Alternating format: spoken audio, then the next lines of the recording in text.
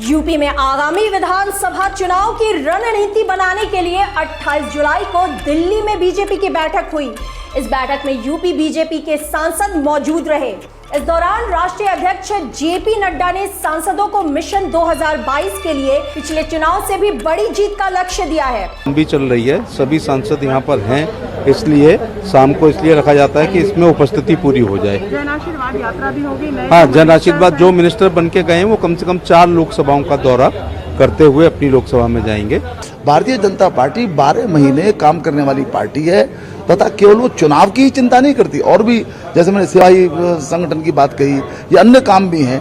चुनाव के अलावा भी हम लोग सक्रिय रहते हैं, लेकिन अब क्योंकि चुनाव आ गया उत्तर प्रदेश का, स्वाभाविक रूप से आज चुनाव के संबंध में चर्चा हुई। आज की मीटिंग में हमारे संगठन के जो आगामी कार्यक्रम हैं उनको लेकर, उनमें हमारे सभी सांसदों की क्या भूमिका है इसको लेकर ही चर्चा हुई है। और साथ में ही जो हर गांव में 2 लाख गांव में एक हेल्थ वॉलंटियर, एक महिला, एक पुरुष, तो ताकि अगर तीसरी लहर की संभावना हो तो उसको लेकर उनको पहले से ट्रेनिंग देना कि उनको क्या करना है। इसके साथ ही कहा गया है कि सभी सांसदों को अपने अपने संसदीय क्षेत्र के गांव पहुंचकर आशीर्वाद यात्रा निकालनी होगी। जेपी नड्डा ने सांसदों से कहा कि यूपी में 2017 से भी बड़ी जीत हासिल करने का लक्ष्य है।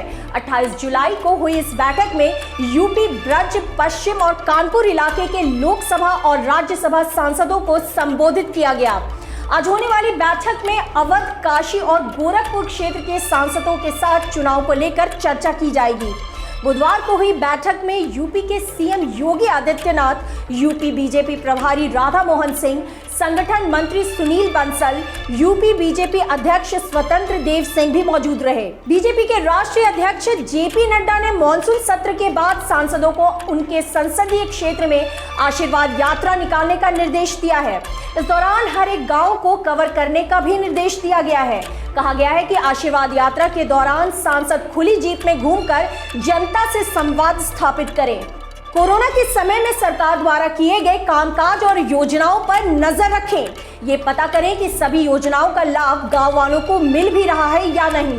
बीजेपी अध्यक्ष ने सांसदों से उनके क्षेत्र से जुड़ी विधानसभा सीटों पर पार्टी की जीत सुनिश्चित करने की जिम्मेदारी लेने की भी बात कही। इसलिए मॉनसून सत्र के बाद तैयारियों में जुटने की हिदायत दी गई है। साथ ही सांसदों को केंद्र और राज्य सरकार की उपलब्धियों का प्रचार कर जनता तक पहुंचाने का निर्देश दिया गया है।